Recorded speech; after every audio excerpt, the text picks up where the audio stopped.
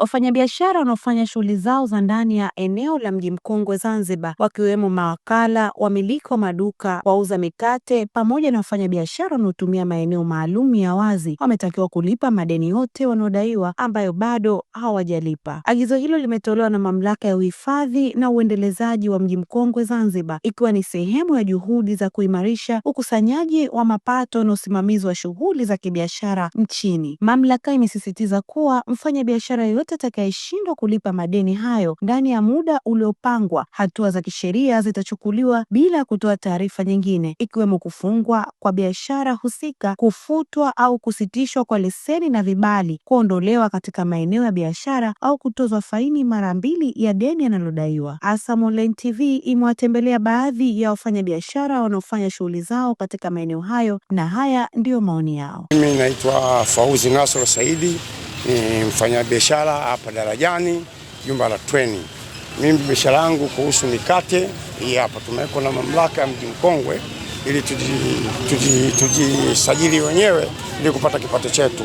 Ni sawa sawa Hussein Mwinyi katoa fursa hii na sisi tupate ajira ya kupata kufanya kazi hapa. Tunamshukuru kwanza rais wetu Hussein Mwinyi kwa kutuweka hapa, na kipindi cha kampeni alipita hapa kukagua na akatuona, na tumeshukuru naye kuja kwa ujio wake, na tunazidi kumshukuru kuendelea, na Mungu ampe maisha marefu. Alafu tunashukuru mamlaka ya Mji Mkongwe kutuweka hapa na kutuchaji shilingi 50,000 kwa kila mwezi. Sisi, maoni yangu kwa wafanyabiashara wenzangu, na si sana walipe mapato ya serikali.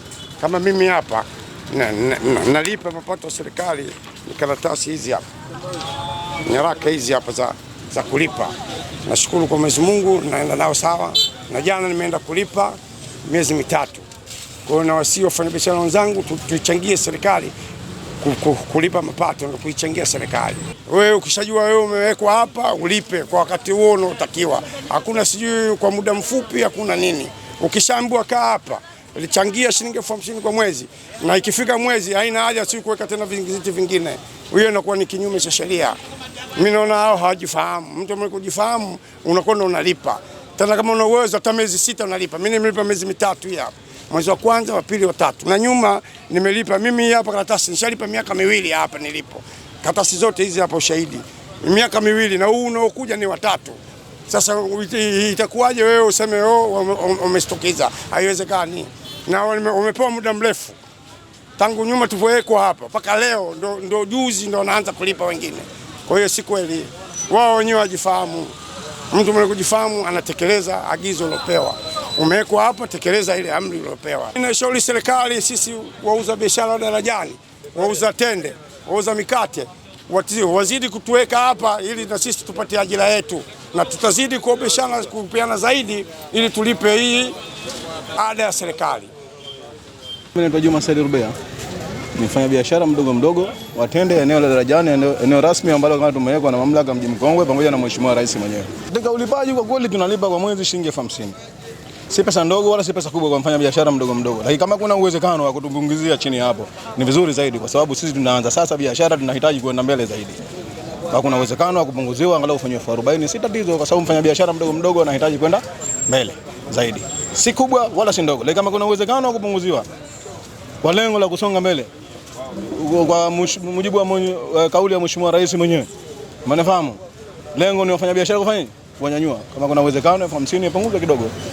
Changamoto nyingine hamna zaidi ya hizo. Mpaka hivi usafi ni wajibu wetu sote. Mtu anafanya kazi katika eneo lake, kufanya usafi ni wajibu wetu. Shauri wangu kama mfanya biashara mdogo ambaye nimejisajili rasmi kuhusu biashara, kulipa ni wajibu wangu. Na yeyote ambaye kama kajikubalisha kusajili kwa lengo la kufanya biashara, ende akalipe, haina haja ya kuvutana na mamlaka. Kwa sababu ni jambo ambalo kama liko wazi kabisa. Kila Mzanzibari, kila Mtanzania kulipa kodi ni jambo la kawaida pindipo ambapo kama umejikubalisha mwenyewe, kwa sababu unapokubali kujisajili katika biashara na ukalipa mpaka kuna wakati namba ya kwenda kulipia, maana yake umekubali kwa ridha yako. Maana unapofika muda haina haja ya kuvuta. Nashukuru mamlaka ya Mji Mkongwe kwa kututengea nafasi.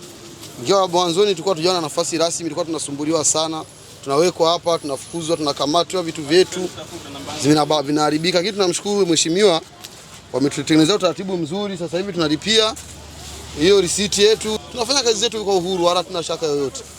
Kwa hiyo tunashukuru sana na utaratibu huu. Tunaomba uendelee kwani sasa hivi tumekaa kwa utulivu na hatuna shida yoyote. Mimi kwa wafanyabiashara wenzangu na washawishi wakalipe, kwa sababu tunajua hapo kabla huu utaratibu haujaja namna gani tumepata tabu.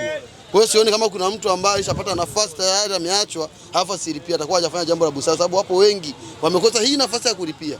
Wako tayari hata leo wapewe nafasi waendelee kulipia, lakini hawajapata maeneo yenyewe madogo. Kwa hiyo na washauri ambao walishapata nafasi wasipuzie, na ambaye hataki basi aseme mimi sitaki, mwenye nataka. Wapo wengi ambao wanataka, si wenyewe tulikuwa uza tende wengi zaidi ya 50, lakini tumepata nafasi watu 15 tu.